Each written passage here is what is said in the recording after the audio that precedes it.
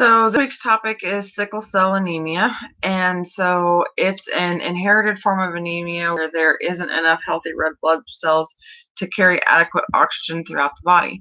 Sickle cells, when the red blood cells form, kind of like a hook or a half moon shape. So if you took like a regular red blood cell that's supposed to be like in a circular, round, donut-like shape, and you like folded it in half, then you would have what the sickle cell blood vessel looks like.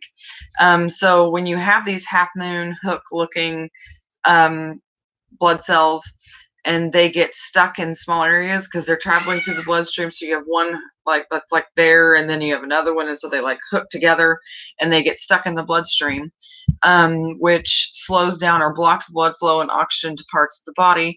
uh, Also can cause tremendous amount of pain, and can turn into sickle cell crisis.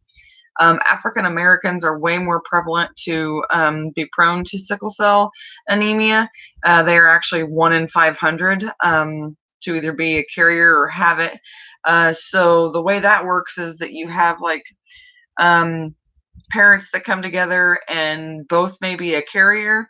And so it actually takes both of them to be a carrier to actually present a child or offspring with the sickle cell anemia trait.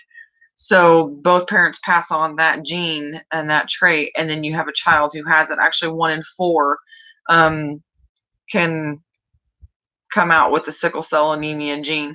And then you also have a likelihood of passing on the carrier trait as well. So then that child has to watch who they, like hook up with or whatever, decide to have children with.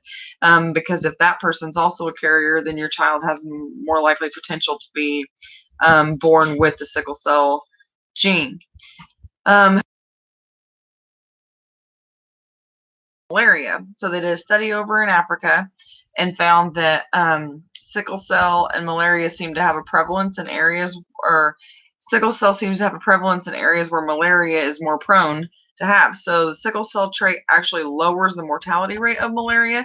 So if you think about it, like malaria needs a good solid red blood cell that's normal in shape to multiply and adhere in the body.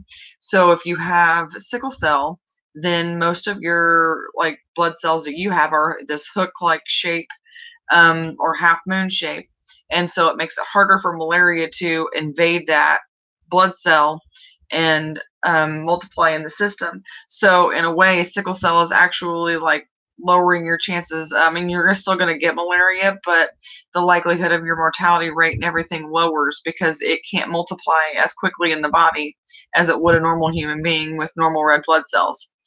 Um, so it lowers the chance of malaria taking over and reproducing in the body at a rate that it normally would with a person with regular red blood cells. So that's all I got. Thanks.